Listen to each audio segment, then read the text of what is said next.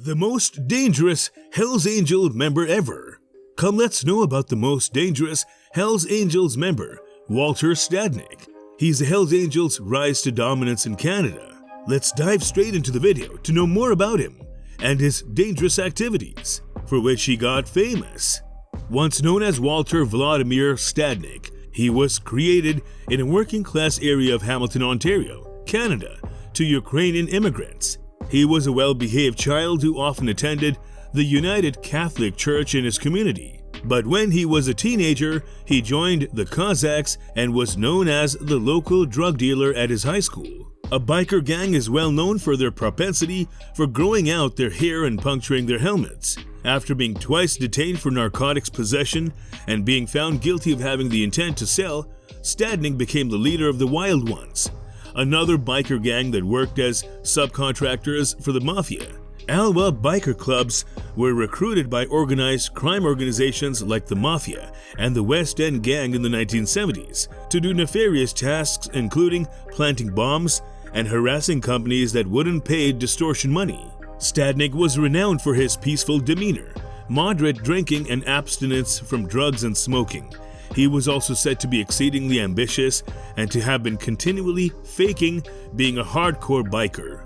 Mario, the WAP parents, was one of the art's adversaries, the head of the Satan's Choice Outlaw Biker Hamilton chapter. Stadnick's application to join Satan's Choice was rejected because he was too little. Stadnick continued to serve as a mob subcontractor while assuming control of the Wild Ones in 1978. The Outlaws and the Hells Angels were engaged in a biker conflict at the time, which started when Hells Angels shot two outlaws in Montreal, killing one of them. All in all, biker clubs served the interests of organized crime organizations and were employed as pawns in the fight. Stadnick was renowned for his innate brilliance despite his flashy look and affiliation with biker gangs. But when he was younger, he was difficult to inspire and seemed to lack motivation.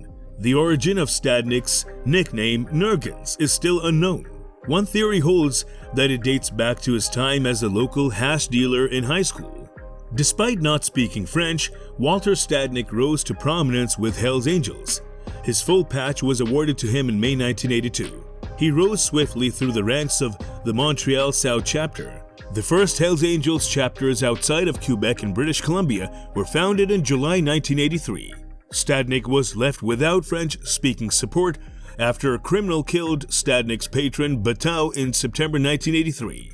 Hamilton was a hazardous place for Stadnick at the time, since the three mafia families and the local Outlaws chapter controlled the underworld. On September 8, 1984, Stadnick was involved in a car accident that left him with serious burns over a large portion of his body.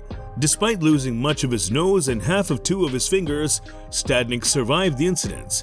He went to St. Joseph's Hospital in Hamilton, where he asked the Hamilton police to guard him during his stay. One of his first acts as national president was to name Maurice Montboucher as his lieutenant for Quebec, who would primarily oversee the Hells Angels organization in that province. Stadnick was regarded as a better strategist than his predecessor and had a more contemporary leadership style, concentrated on growing the Angels throughout the rest of Canada. Stadnick traveled the nation to find bikers and conduct drug sales. He was renowned for being an excellent talent evaluator. When dealing with rivals, he adopted a more diplomatic and amiable stance, favoring the majority of other Canadian outlaw biker gangs to ally with the Hells Angels while allowing the remainder to wither and die. By establishing a network of drug dealers in Northern Ontario, he was able to expand the Hells Angels into Southern Ontario. Throughout his leadership, Stadnick recruited the ablest criminals into the Hells Angels, and his approach allowed him to become the ambassador of the Hells Angels, making the modern organization in Canada largely his work.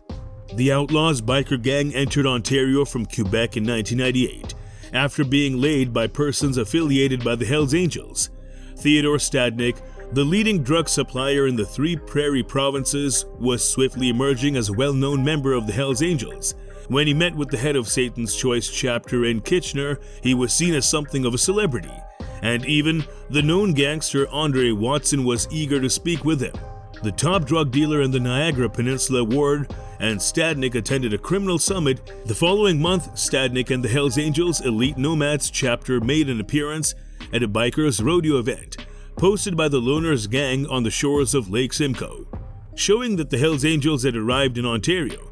By September, Stadnick convinced the rebels Saskatoon's outlaw biker gang will make a deal, allowing the Hells Angels to enter Saskatchewan.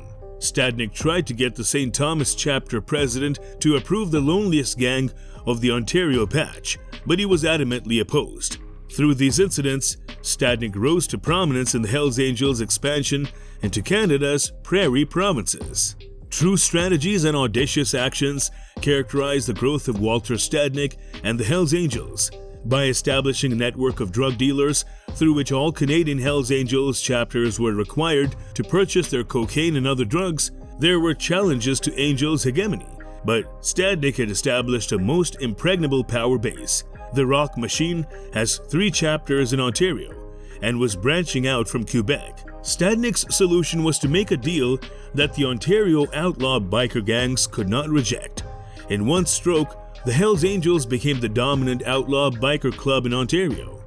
It was a brilliant strategy, one that cemented the Hells Angels' position at the top of the Canadian underworld. Walter Stadnick played a significant role in the Hells Angels' ascent to power, transforming the status of outlaw bikers from that of the mafia's servants to that of their equals. With 184 members operating in the biggest drug markets in the nation, the Hells Angels remain the most powerful outlaw biker club in Canada, despite his conviction in 2004. Consolidation of outlaw biking in Canada. Walter Stadnick saw a chance to start the Hells Angels in Western Canada while he was residing in Winnipeg in the 1990s. The Spartans and Los Bravos, 2 significant outlaw biker organizations specializing in auto theft, were acquired by the pack.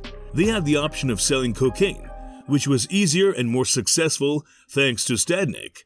He provided cocaine to both clubs at pricing that allowed them to profit handsomely. He progressively increased the power of the Hells Angels in Winnipeg by using the rivalry between the Spartans and Los Bravos, become strong enough by 1993 to impose a truce and put a stop to their 1991 started biker war. In 1995, Stadnick had the Hells Angels Puppet Club in Montreal set up a puppet club in Winnipeg called the Redliners. As a puppet club of a puppet club, the police reported the triple insulation made it difficult to tie Stadnick to the Redliners. Stadnick was paranoid about being put down by the rival Rock Machine during his visit to Montreal, where he met with Voucher during the Quebec Biker War of 1994 to 2002. Stadnick was also active in continuing to woo Satan's choice in Ontario to become Hells Angels. Even the anti-biker unit of the OPP's Detective Sergeant Len Eisner claimed in 2015 that the Hells Angels controlled almost every province in Canada. Since 2000, the gang has had total control over Quebec and nobody wants to work against them on their own. The Hells Angels, Canada's most prominent organized crime organization, with over 450 members by 2016 and chapters in practically every province. While Stadnick's legacy lived on even after his conviction, and the Hells Angels continued to thrive under his leadership, cementing their dominance in Canada's criminal underworld. Thank you for watching this. For more content, like and share our channel for more information.